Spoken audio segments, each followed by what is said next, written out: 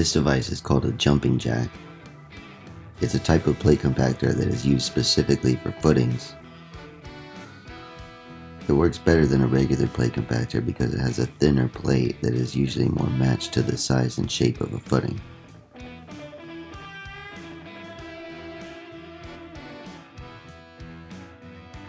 Here I'm going around filling in the low spots and Kasha's going behind it with the plate compactor. With this method, we got a pretty even footing. Here I'm setting the rebar to get it ready for the pour. We used short pieces to form a bridge across the top of the footing and suspended the rebar using rebar cable. We found this to be the cheapest and easiest method, but you could also substitute wood for the rebar pieces to form the bridge.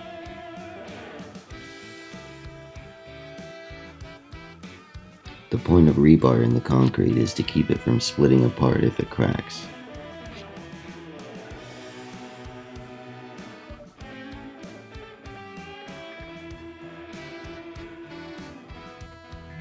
Here the guys are just going around and pouring the concrete throughout the footing, and the guy in the gray shirt is leveling it off with a laser level.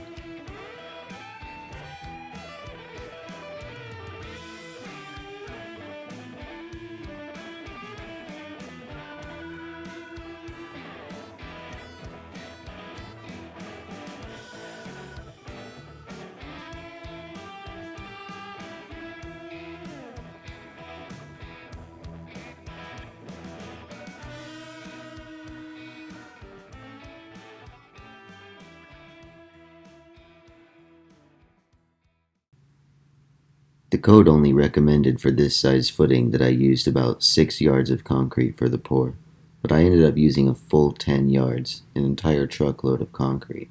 That's about twice as much as I was really required to. I like to do better than what the code says.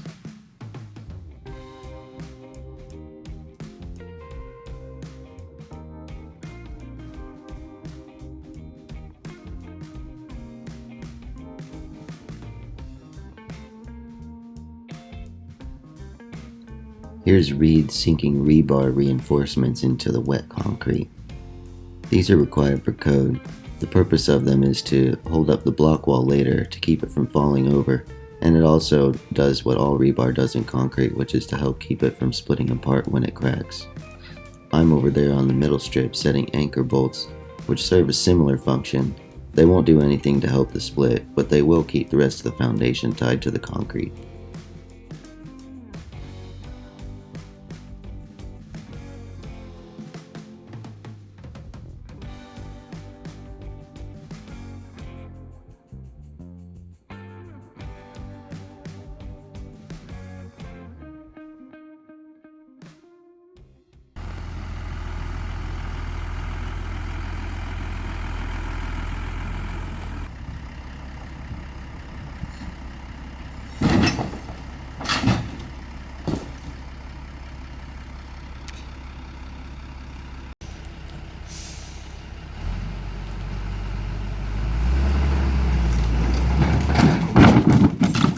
He did his best.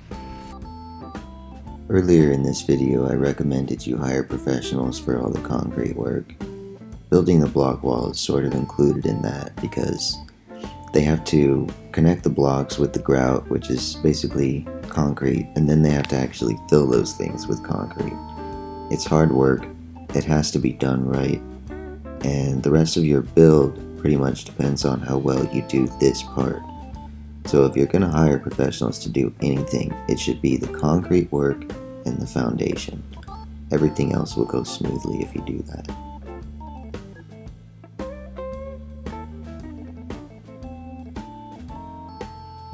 These guys weren't too hard to get a hold of. They came out in a couple of days. They got the job done in 2 days. They were slowed down by a little bit of rain, but everything else went well.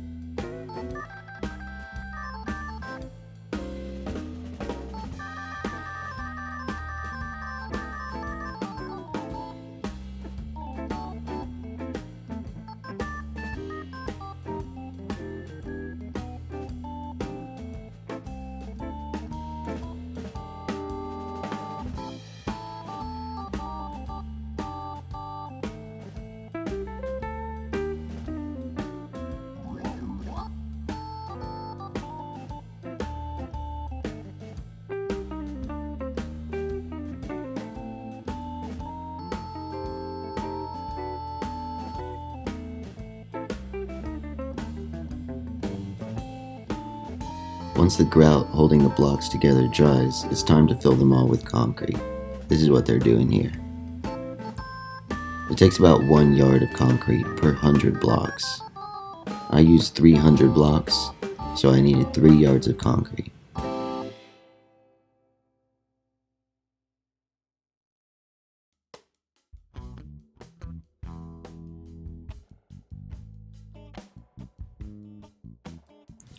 Here Kasha and I are going around setting the pressure treated 2x6 sill plate along with its anchor bolts into the wet concrete. Traditionally, you would set the anchor bolts in the wet concrete and then drill holes in the sill plate later that line up with where the bolts ended up, which can be tricky. Instead, you can take the sill plate and the bolts and set them all at the same time into the wet concrete. This way the bolts will always line up perfectly with the holes in the wood when the concrete dries. After the concrete dries, you have to temporarily remove the sill plate to place the sill gasket, which is that pink plastic stuff you see us unrolling here. The purpose of this product is to keep moisture from the concrete from seeping up through the wood. It's always necessary to use some form of moisture barrier anywhere wood meets concrete in your foundation. Now that we've lined the entire foundation with the pink sill gasket, it's time to put the pressure-treated 2x6 sill plate back onto the concrete. Here I'm fastening it back on with the anchor bolts. Notice the special washers we used. These are the ones recommended by the code people. They're 1/4 of an inch thick, 3 inches wide, and square-shaped. They're pretty hefty. The building code says you have to use 2 of these on each 8-foot section of the sill plate, but I used 3. The plastic sheet you see me laying down here is a vapor barrier. There are all kinds of different materials you can use for a vapor barrier. We chose a 6mm polyethylene sheeting. It's not the best, but it's adequate. Here we're laying the cripple studs for the cripple wall that goes along the middle of the house to help support the first floor foundation. This is pressure treated 4x6 posts that I cut up into 2-foot sections. On top of it, the horizontal beam is also a 4x6 pressure treated post.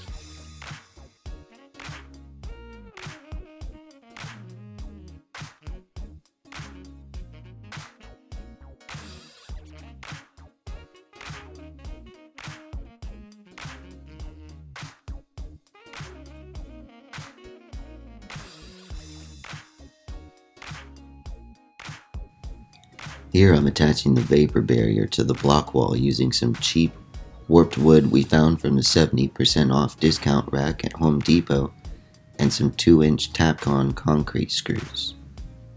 This isn't actually necessary according to the building code. They say you can just lay the vapor barrier down over the ground without fastening it to anything, but to me that seems silly because obviously the vapor will just permeate up through the edges of the barrier where it's not attached. So that's not going to help you much.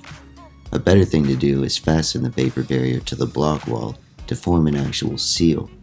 This should keep my crawl space much drier.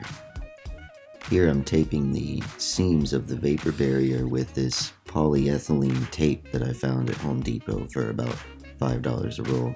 It seemed to work pretty good. I could have gone back and cut off the extra plastic that's hanging over my wood that's holding it to the block wall there with a box cutter or something, but I decided it wasn't worth it, so I just folded the remaining plastic down and sort of tucked it into the corner. Nobody's going to be hanging out down here, so things don't need to look perfect or even good. They just need to work.